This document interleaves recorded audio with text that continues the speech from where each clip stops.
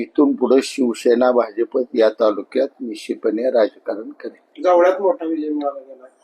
जवळ्यातला पराभवाचा धक्का हा दीपक आबाला नसून आमचा उमेदवार निश्चितपणानं अर्ज भरला त्या दिवशी विजयी होणार होता.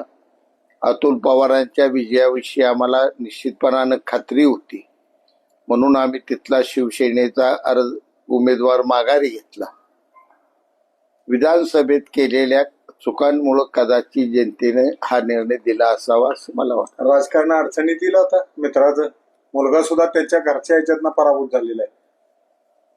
आता मी एखाद्याचं भविष्य वर्तवणं तसं योग्य नाही, पण ज्याची त्याचं आपल्या वागण्याचा विचार या भविष्य काळात करावा, अन्यथा जनता माफ करणार. सांगोल्यात सर्व पक्षांची, तिन्ही पक्षांची महायुती सरकार प्रमाणे येत होती. आपण सांगितलं मतदान अजितदादांना श्रद्धांजली. काय सांगाल आता?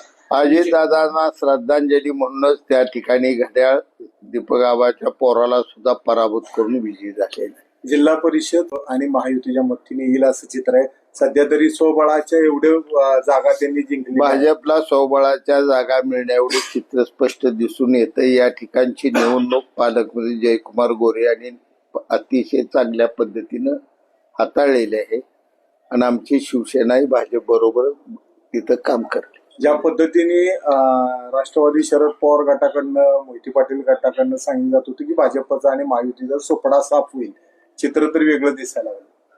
आता मोहिते पाटलांच्या घराचं भविष्य, त्यांच्या घरातलाच उमेदवार पंचायत समिती गणात पराभूत होतोय, यावर तुम्हीच ठरवा, मी ठरवण्यापेक्षा. उलट पक्षी आमच्या पंचायत समिती गणाच्या उमेदवार 6,000 मताने विजयी होत आहेत आमच्या घरातल्या.